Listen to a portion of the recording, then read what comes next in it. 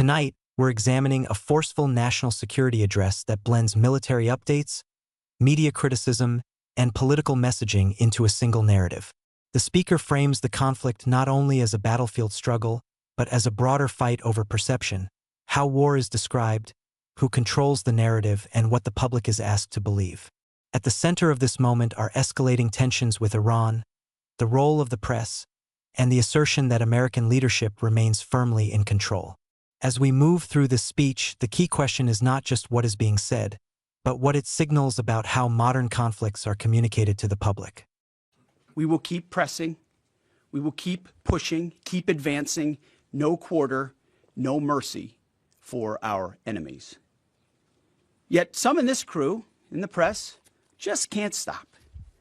Allow me to make a few suggestions.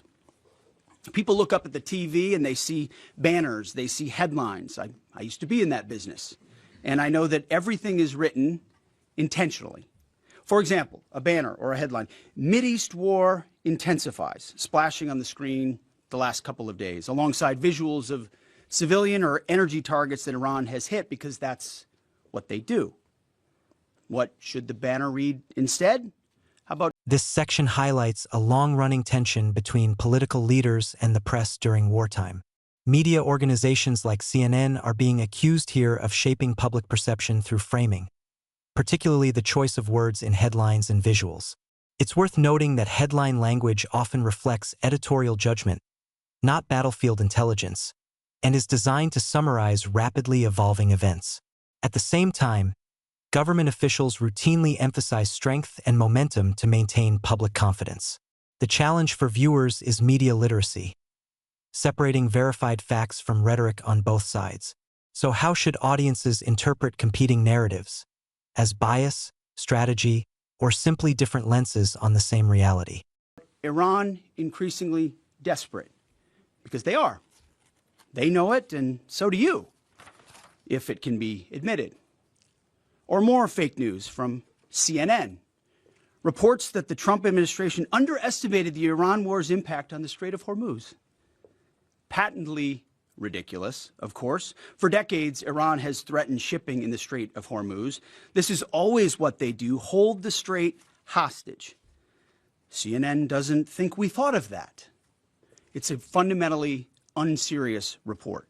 The sooner David Ellison takes over that network, the better. Another example of a fake headline that I saw yesterday, war widening. Here's a real headline for you for an actual patriotic press. How about Iran shrinking, going underground? You see, Iran's leaders are hiding in bunkers and moving into civilian areas. The only thing that is widening is our advantage. Not to mention our Gulf partners stepping up even more, now going on the offense, and have always been with us on the defense with collective and integrated air defenses. Our will, it is unshakable. Our options, maximized, and our capabilities still building. We're going up, they're going down. As I said from the start, President Trump holds the cards. He'll determine the pace, the tempo, and the timing of this conflict. His hand firmly on the wheel, as well as on the throttle setting. America first, peace through strength, in action. From day one, as our nation expects and the President demands, our warriors have fought with lethality, precision, and rapid innovation.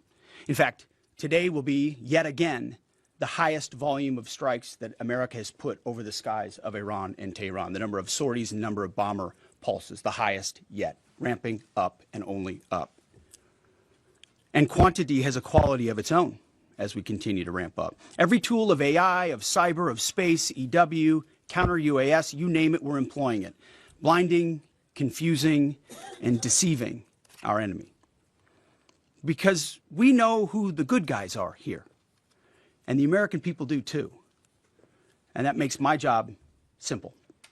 I serve God, the troops, the country, the Constitution, and the President of the United States, and answer only to those. All in service of victory on the battlefield and the military objectives that we've laid out from day one. Defeat the missiles, missile launchers, and defense industrial base, which I laid out today. Defeat the Navy and deny Iran the ability to have a nuclear weapon. Clear, decisive, achievable. And Admiral Cooper knows, the CENTCOM commander who we spent a couple of hours with last night, that in pursuit of those objectives, we have his back in every way. His commanders know that, and so do the troops in harm's way. Admiral Cooper gets what he needs, the assets, the authorities, the munitions, you name it. We will stop at nothing to win. War is hell. War is chaos. And as we saw yesterday with the tragic crash of our KC-135 tanker, bad things can happen. American heroes, all of them. And as I have with all of them, as we have, we will greet those heroes at Dover, and their sacrifice will only recommit us to the resolve of this mission. But war in this context and in pursuit of peace is necessary, which is why each day on bended knee we continue to appeal to heaven, to Almighty God's providence, to watch over and give special skill and confidence to our leaders and to our warriors. To those warriors who this nation prays for every single day, I hear from all of you out there who pray for them every day. Stay on bended knee and pray for them. I continue to say to them, Godspeed. May the Lord bless you and keep going. As this address concludes, the message expands beyond military objectives to themes of sacrifice, faith, and national resolve. The speaker underscores unity behind command leadership and reinforces the idea that the conflict is both necessary and controlled, with ultimate authority resting with Donald Trump. For viewers, this moment illustrates how modern war communication blends strategy, emotion, and symbolism. The broader takeaway is clear.